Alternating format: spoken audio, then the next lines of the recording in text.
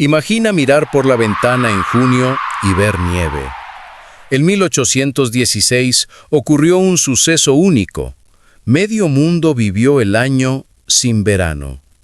Todo comenzó con una explosión, algo inesperado, al otro lado del planeta. Un evento que puede volver a suceder y que cambió el clima, vació graneros y, entre otras cosas, ayudó a crear Frankenstein. Hoy te vamos a contar esta historia. Antes del desastre, el Monte Tambora era una montaña majestuosa que alcanzaba más de 4.300 metros de altura.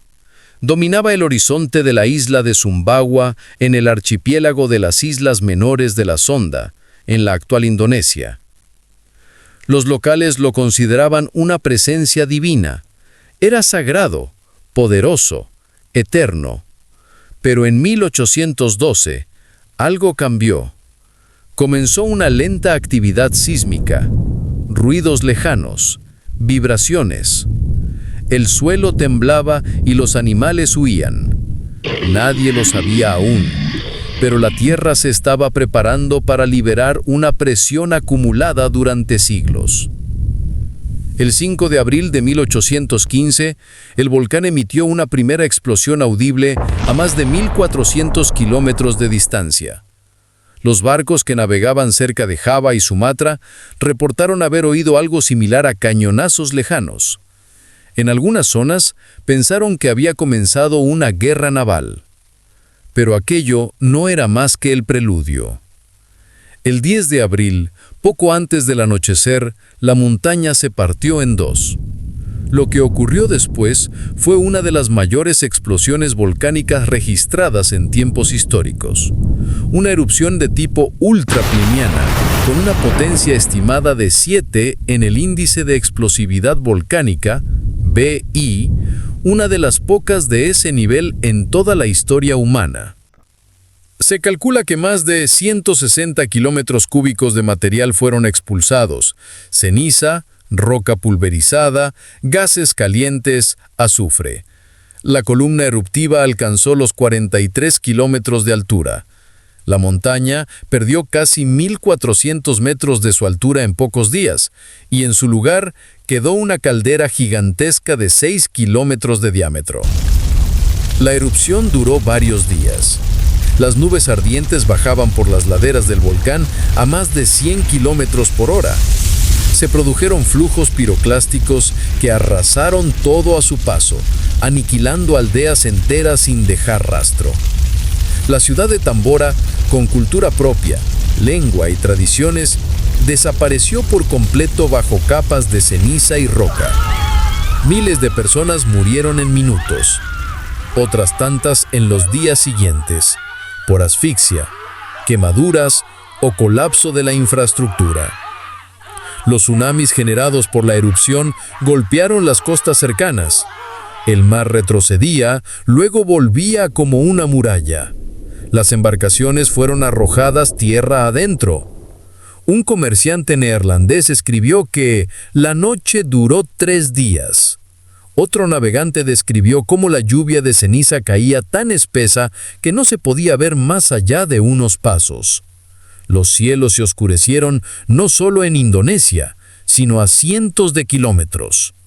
Se estima que cerca de 70.000 personas murieron como consecuencia directa o indirecta de la erupción.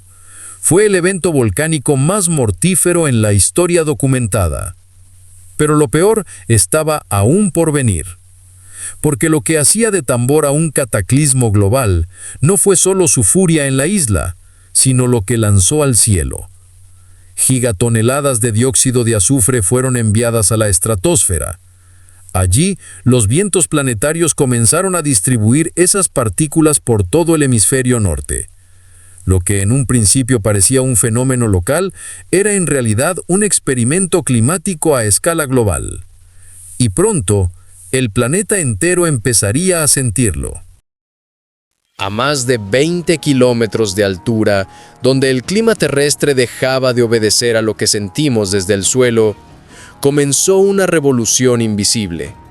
El dióxido de azufre mezclado con vapor de agua se transformó en aerosoles de sulfato, partículas microscópicas capaces de permanecer suspendidas durante años. Estas partículas formaron un velo, una capa delgada pero persistente que comenzó a envolver el planeta.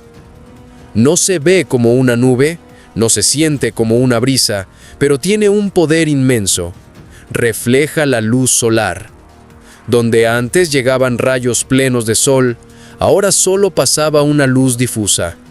Menos energía, menos calor, un enfriamiento global repentino. El efecto del azufre. Este fenómeno no era nuevo, pero nunca había sido registrado con tanta intensidad. Los científicos modernos han calculado que el año posterior a la erupción, las temperaturas promedio globales bajaron entre 0,4 y 0,7 grados Celsius. Parece poco, pero a escala planetaria eso es una brutalidad. El hemisferio norte fue el más afectado. En él, el verano de 1816 simplemente no llegó. El sol salía, sí, pero su calor era débil.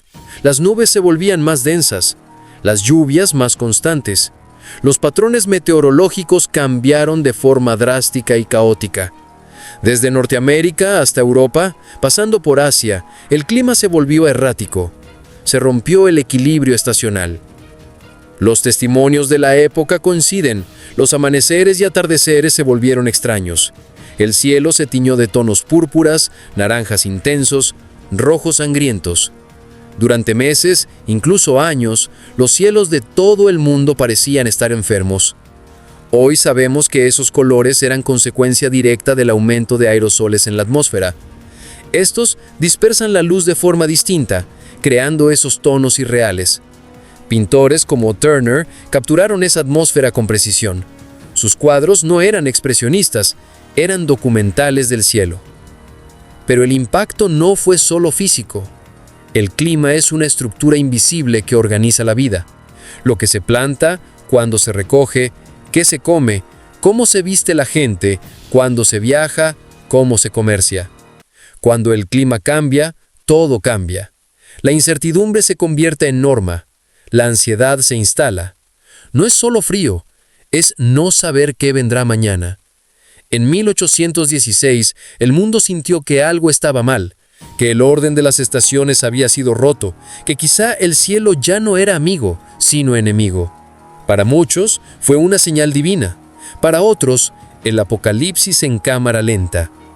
Las partículas lanzadas por Tambora tardaron semanas en llegar a los polos.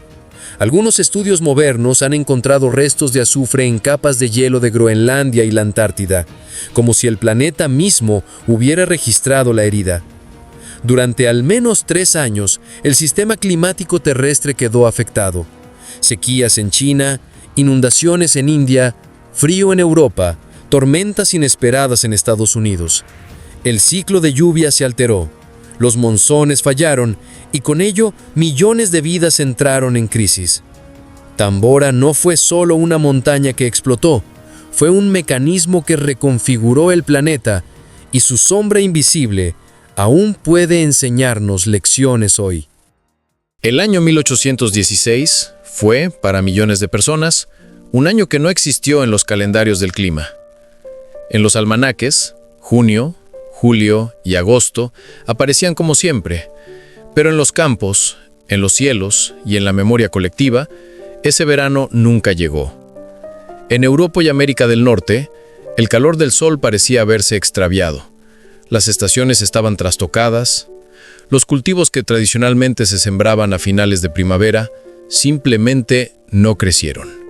Las semillas no germinaban, las plantas no florecían, y las cosechas, que durante siglos habían sido la base de la seguridad alimentaria, fallaron una tras otra. Europa se convirtió en la tierra de lluvia eterna.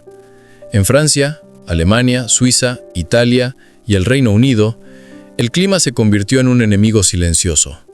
Las lluvias eran interminables. Los ríos se desbordaban. El barro lo cubría todo. El sol apenas se dejaba ver durante días o semanas. En muchas zonas rurales de Francia, las lluvias continuas provocaron la pudrición de las semillas. En otras, Las heladas tardías, ocurridas en pleno junio, mataron los pocos brotes que habían sobrevivido. En Alemania los campesinos no podían trabajar la tierra. Los carros se atascaban en los caminos.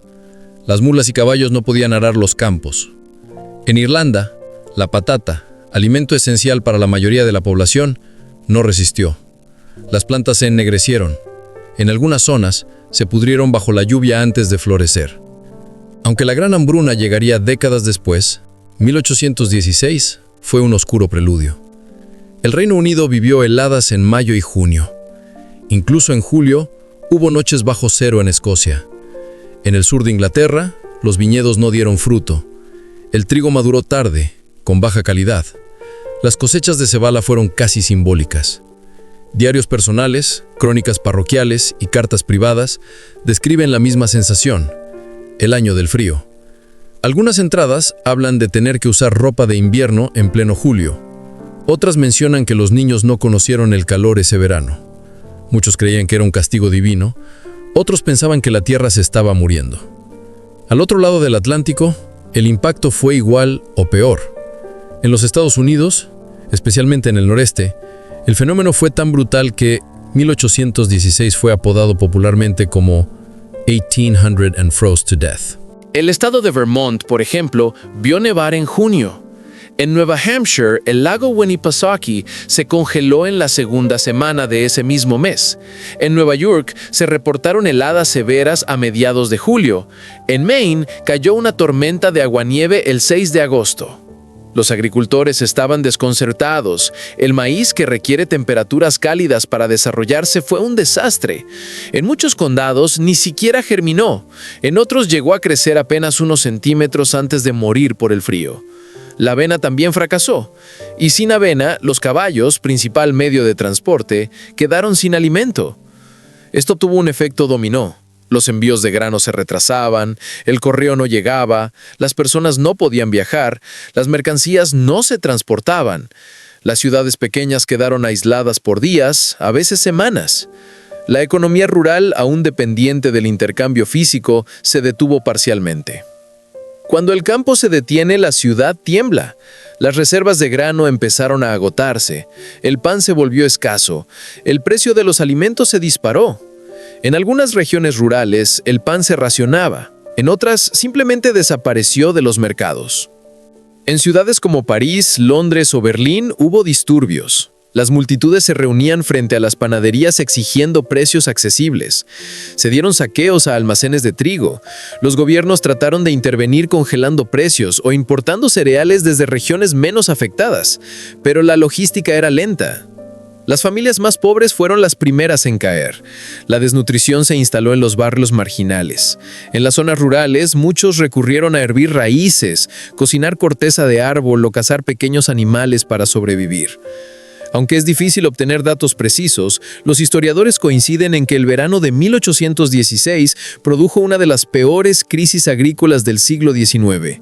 En Alemania, las pérdidas de trigo y centeno superaron el 50%. En el Reino Unido, se estima que más del 75% de los campos de avena fueron improductivos. En América del Norte, el precio de la avena se cuatruplicó. El maíz fue casi inexistente. Muchas familias emigraron hacia el oeste en busca de tierras más fértiles. Otras abandonaron la agricultura por completo. Los informes de salud también reflejan el desastre. En Suiza, por ejemplo, aumentaron los casos de tuberculosis y fiebre tifoidea. En el norte de Italia, las diarreas infecciosas se volvieron comunes. El hambre debilitaba a los cuerpos y las enfermedades hacían el resto. El pueblo no entendía lo que ocurría. Las teorías más populares culpaban al sol. Se decía que había perdido su fuerza. Otros creían que los planetas se habían desalineado. Algunos pensaban que Napoleón, exiliado en Santa Elena, había lanzado una maldición. Las iglesias se llenaban de fieles que pedían perdón. Se organizaban procesiones para pedir clemencia divina. Hubo sectores donde se desató un fanatismo místico, flagelaciones, penitencias, exorcismos. Pero el cielo no escuchaba. La lluvia seguía cayendo, el frío no se iba. Lo más sorprendente de 1816 es que fue una catástrofe simultánea, sin necesidad de guerra, sin necesidad de epidemia, sin armas, sin conspiraciones. Un solo volcán bastó para sumir a medio mundo en la desesperación. Y todo comenzó en un lugar que la mayoría de los europeos y americanos no sabían que existía, una pequeña isla del sudeste asiático llamada Sumbawa, donde una montaña sagrada se quebró y el mundo tembló con ella. Cuando falta el pan, llega el caos. La historia de 1816 no se entiende solo como una rareza climática, sino como una tragedia humana, porque cuando el pan desaparece de la mesa, el tejido de la sociedad comienza a romperse. En las ciudades, las colas frente a las panaderías se alargaban cada día más. En zonas rurales, los campesinos recorrían kilómetros con la esperanza de encontrar algún grano disponible. Las madres diluían las sopas, los niños comían menos, los ancianos se debilitaban rápidamente. En Suiza, hubo registros de personas comiendo musgo y raíces silvestres. En el sur de Alemania, los campesinos molían cáscaras de nuez, castañas y corteza de árbol para mezclar con harina adulterada. En algunas zonas de Francia, se recurrió a harinas hechas de bellotas. A falta de carne, se cazaban animales salvajes, incluso ratas. Una hambruna silenciosa. No fue una hambruna espectacular como otras documentadas por historiadores. Fue más bien una hambruna silenciosa, lenta y persistente. El hambre no siempre mata de inmediato. A menudo desgasta, quita fuerzas, corta la energía, debilita la resistencia. La desnutrición crónica afectó sobre todo a los más vulnerables: niños, mujeres embarazadas, ancianos. El cuerpo, falto de vitaminas y proteínas, se volvió presa fácil de enfermedades infecciosas. El tifus, la disentería, la fiebre tifoidea y la tuberculosis encontraron terreno fértil. En muchas ciudades, los cementerios no daban abasto, se cavaban fosas comunes. El clero multiplicó los servicios fúnebres. Las campanas doblaban más de lo habitual. El luto se volvió parte del paisaje. Al principio, los gobiernos no sabían qué hacer, algo muy habitual. En muchos casos, pensaban que era solo un mal año, pero cuando el verano no llegó y las cosechas fallaron, tuvieron que actuar. En el Reino Unido, el Parlamento intentó mantener bajo control el precio del pan mediante subsidios a los molineros. En Francia, Napoleón ya había sido derrotado, y la nueva monarquía luchaba por mantener el orden sin levantar sospechas de incompetencia. En Alemania, algunos principados importaron grano desde Rusia, pero las cantidades eran mínimas comparadas con la demanda. Las políticas públicas de la época no estaban diseñadas para gestionar crisis climáticas. A falta de una respuesta coordinada, muchas comunidades se organizaron de forma local. Aparecieron sistemas rudimentarios de ayuda mutua. Las iglesias actuaron como centros de distribución de alimentos. Algunas ciudades crearon comedores populares que ofrecían un tazón de sopa caliente al día a los más necesitados. Ante la desesperación, muchos optaron por marcharse. En Europa, hubo una ola migratoria interna. Campesinos que dejaban sus aldeas hacia las ciudades en busca de trabajo o alimento. En otras regiones, se produjeron movimientos transatlánticos. En Alemania y Suiza, miles de personas comenzaron a considerar América como una promesa de vida. Las noticias de tierra fértil y clima más estable en los Estados Unidos y Canadá atrajeron a familias enteras. No fue una emigración masiva de inmediato, pero sí el inicio de un flujo migratorio que aumentaría en las décadas siguientes. La crisis de 1816-1817 cambió el mapa social de Europa. Donde antes había pequeños pueblos agrícolas estables, empezaron a verse espacios vacíos. Los censos de los años posteriores muestran una disminución dramática de población rural en ciertas regiones y crecimiento acelerado en otras zonas urbanas y portuarias. El hambre también se convirtió en furia. En varias ciudades europeas se desataron disturbios. El más famoso ocurrió en Ginebra, donde una turba enfurecida saqueó depósitos de grano y quemó propiedades de especuladores que habían almacenado trigo esperando venderlo a precios más altos. En otras regiones de Alemania, los campesinos se enfrentaron a soldados que protegían los almacenes estatales. En Inglaterra, hubo ataques a molinos de harina que se sospechaban adulteraban la producción. En Francia, estallaron protestas espontáneas en pueblos donde no llegaba el pan subvencionado. En muchas de estas revueltas, los protagonistas eran mujeres, madres desesperadas que veían morir a sus hijos por falta de comida, hijas que salían a mendigar por pan, viudas que lideraban procesiones silenciosas hacia las plazas centrales, cargando pancartas improvisadas con frases como «El cielo nos niega el sol. ¿Nos negarán ustedes el pan?». Los efectos de esta catástrofe no se limitan a un par de años. El trauma colectivo dejó huellas profundas. En la literatura, en la política, en la estructura económica de los países. Se fortaleció el miedo a lo incontrolable. La idea de que la naturaleza podía destruir el orden humano sin previo aviso se instaló en la cultura occidental. Muchas familias nunca se recuperaron económicamente. Algunas regiones perdieron generaciones de campesinos. En otras, la memoria de la mala cosecha del 16 se transmitió como advertencia de abuelos a nietos durante décadas. Y sin que aún nadie lo supiera, esa sombra oscura, esa desesperación sin nombre, estaba sembrando también nuevas ideas. En la siguiente parte, veremos cómo el arte, la literatura y la imaginación también se vieron sacudidos por este año sin verano. En medio del caos, mientras media Europa sufría por la falta de pan y el cielo seguía sin mostrar un rayo de sol, otro tipo de reacción humana comenzaba a gestarse. Porque cuando la realidad se vuelve insoportable, muchas veces buscamos refugio en la imaginación. El verano de 1816 fue gris, frío y tormentoso en casi todo el hemisferio norte. Pero hay un lugar específico donde ese clima sembró una semilla que germinará en algo inmortal: la orilla del lago Le Mans, en Suiza. A orillas del lago, en una villa llamada Diodati, un grupo de jóvenes intelectuales y poetas pasaba el verano refugiado del mal tiempo.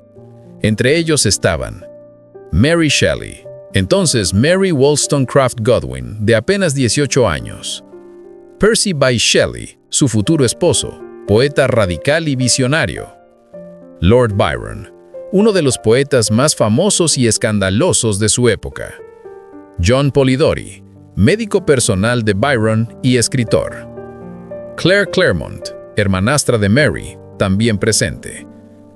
El clima les impidió hacer excursiones, paseos o disfrutar del lago.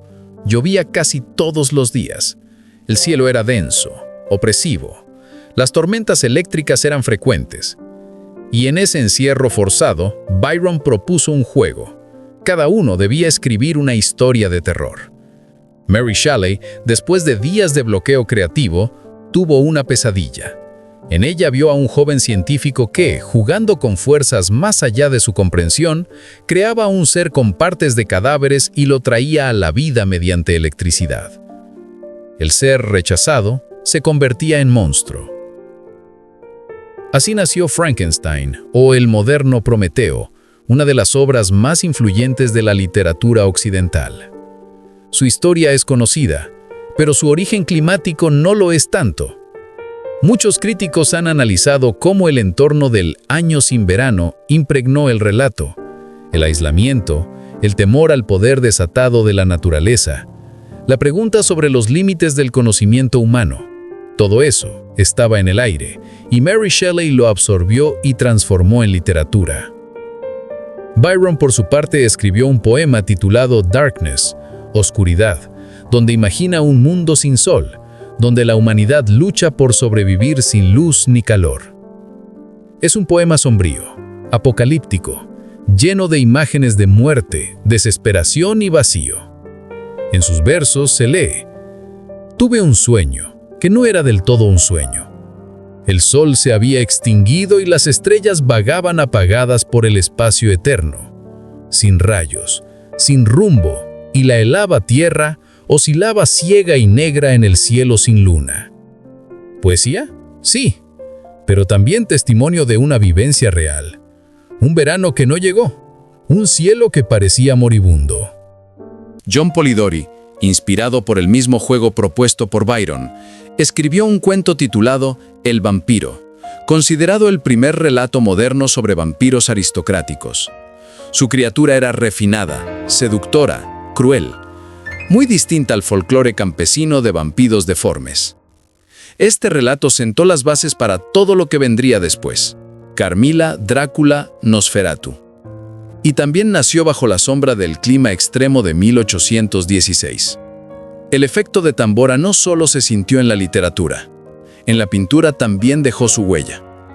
El artista británico J.M.W. Turner fue uno de los que mejor captó los cielos turbios, rojizos, llenos de niebla y dramatismo que dominaron los años posteriores a la erupción.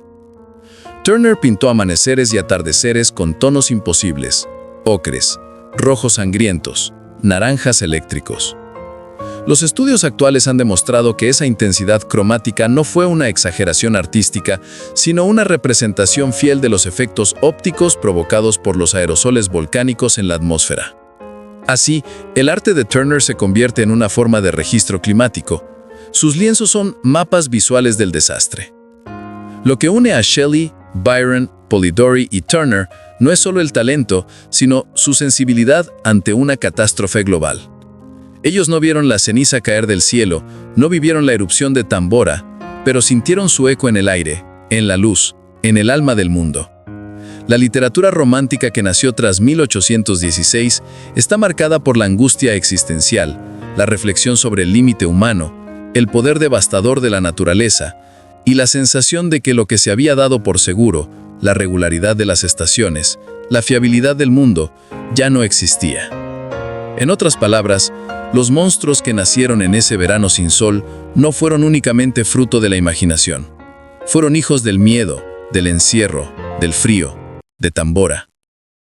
Aunque el año sin verano trajo sufrimiento, también impulsó cambios. Como ocurre en muchos momentos de crisis, la adversidad se convirtió en una semilla de innovación. El ser humano, al verse arrinconado por la naturaleza, respondió con creatividad. En 1817, apenas un año después del desastre, un invento curioso apareció en Alemania, la máquina andante de Karl Drais. Este artilugio, compuesto por un armazón de madera con 2 ruedas alineadas y un manillar, fue el primer paso hacia la bicicleta moderna. ¿Por qué ahora? Porque los caballos, privados de forraje por la falta de avena y pasto, se volvieron inaccesibles. La crisis del transporte por escasez de animales impulsó la búsqueda de alternativas humanas. Así nació el concepto de vehículo individual sin tracción animal. La Draisine, como se le llamó, no tenía pedales, se impulsaba con los pies, pero fue la chispa de una revolución en la movilidad. El extraño comportamiento del clima entre 1815 y 1818 no pasó desapercibido para los primeros observadores científicos. Aunque aún no existía la meteorología como la conocemos hoy, varios estudiosos comenzaron a registrar temperaturas, lluvias, vientos y fenómenos atmosféricos de manera más sistemática. Se empezaron a establecer estaciones meteorológicas rudimentarias. Se promovió la recolección de datos diarios en colegios, universidades y monasterios. La experiencia traumática del año sin verano sembró la inquietud. ¿Podía el clima cambiar tan radicalmente? ¿Qué lo provocaba? En los años posteriores, surgieron teorías sobre la influencia de las volcanes en el clima, aunque todavía eran especulativas. El vínculo claro entre la erupción de Tambora y el enfriamiento global tardaría en ser aceptado plenamente. No fue hasta el siglo XX que la ciencia confirmó la conexión entre aerosoles volcánicos y enfriamiento temporal del planeta.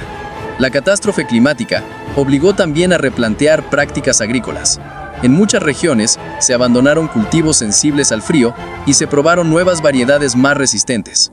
Se introdujeron técnicas de rotación de cultivos mejoradas, sistemas de drenaje para evitar pudrición por exceso de lluvia y se desarrollaron silos para almacenar granos durante más tiempo. Además, la dieta de la población comenzó a diversificarse lentamente. La dependencia excesiva de un solo alimento, como la patata en Irlanda, se reconoció como un riesgo. Aunque el cambio fue gradual, el trauma de 1816 dejó una lección profunda. La seguridad alimentaria debía pensarse en términos de resiliencia. En algunas ciudades, el impacto de la hambruna y el desabastecimiento inspiró a los gobiernos locales a establecer sistemas de almacenamiento preventivo. comenzaron a construirse graneros públicos, depósitos de trigo para emergencias y normativas para evitar la especulación durante tiempos de escasez. Los primeros bancos de alimentos rudimentarios surgieron como redes comunitarias, gestionadas por parroquias o asociaciones de vecinos. Estos sistemas serían el precedente de muchas políticas de seguridad alimentaria del siglo XIX. Uno de los legados invisibles del año sin verano fue el nacimiento de la noción de prevención ante catástrofes naturales. Aunque todavía rudimentaria, se hizo evidente que no se podía confiar ciegamente en que la naturaleza seguiría su curso habitual. El desastre dejó marcas en los legisladores, en los cronistas, en los educadores. Empezó a madurar la idea de que el conocimiento, la observación y la preparación eran claves para evitar tragedias similares. En última instancia, Tambora y su efecto climático no solo cambiaron paisajes y hábitos, alteraron la conciencia humana. Hasta ese momento, la mayoría de las personas vivían conectadas al ritmo del clima como si fuera algo inmutable. Tras 1816, se supo que eso podía cambiar, y cambiar de forma devastadora. Fue un punto de inflexión silencioso. La naturaleza había dado un golpe que resonó no solo en el estómago, sino en la mente. Y cuando el mundo comenzó a recuperarse, lo hizo con nuevas preguntas, nuevas ideas, nuevos caminos. ¿Podría ocurrir otra vez? La pregunta es inevitable. Después de conocer la historia de Tambora, uno se pregunta, ¿puede repetirse? Y la respuesta es sí. De hecho, ya ha ocurrido antes y volverá a ocurrir. La historia de la Tierra está marcada por erupciones volcánicas que alteran el clima global. Tambora fue una de ellas, pero no la única. Otras erupciones, como la del Krakatoa en 1883, el Pinatubo en 1991 o la más antigua del Laki en Islandia en 1783, también provocaron descensos de temperatura, lluvias ácidas y crisis agrícolas regionales. Pero ninguna, en tiempos modernos, tuvo el impacto global sostenido que generó Tambora. Hoy en día, la vigilancia volcánica ha mejorado exponencialmente. Contamos con satélites, sensores sísmicos, estaciones meteorológicas y redes de datos que monitorean incluso la más mínima alteración en zonas volcánicas activas. Pero el riesgo nunca es cero. Existen volcanes en la actualidad con potencial de causar impactos similares o mayores a Tambora. Yellowstone en EEUU, Campi Flegrei en Italia o el Toba en Indonesia son ejemplos de estructuras geológicas capaces de provocar erupciones catastróficas. Afortunadamente, la probabilidad de que eso ocurra en el corto plazo es baja, pero no es nula. Y como nos enseñó 1816, basta un solo evento para trastocar el equilibrio planetario. Hoy, el planeta enfrenta otro fenómeno, el calentamiento global. A diferencia del enfriamiento abrupto causado por Tambora, el cambio climático actual implica una subida progresiva de las temperaturas, impulsada por la actividad humana. Emisiones de gases de efecto invernadero, deforestación, uso intensivo de combustibles fósiles. Pero los expertos advierten que una gran erupción volcánica podría interactuar con el cambio climático de forma inesperada. Por ejemplo, una erupción masiva podría causar un enfriamiento temporal, lo que en apariencia sería positivo, pero que podría desestabilizar aún más los patrones meteorológicos y alterar las predicciones a largo plazo. En otras palabras, el planeta ya está en una situación delicada, y un evento natural extremo podría acelerar o agravar algunas de sus vulnerabilidades. ¿Qué aprendimos de Tambora? ¿Qué nos enseña el año sin verano 2 siglos después? Varias lecciones siguen siendo relevantes hoy.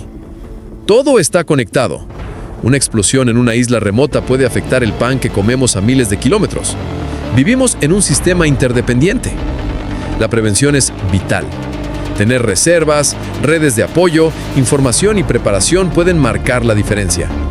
La ciencia importa. Solo comprendiendo cómo funciona nuestro mundo podemos adaptarnos a él. La ciencia no solo predice, también protege. La cultura es respuesta. El arte, la literatura, la música surgen también como formas de procesar el trauma. Frankenstein nació del frío, pero también de la resiliencia humana. La crisis puede impulsar el cambio. En 1816 surgieron inventos, reformas, movimientos. De la necesidad brotó la creatividad. Hoy sabemos más que nunca sobre el clima, los volcanes y nuestra vulnerabilidad.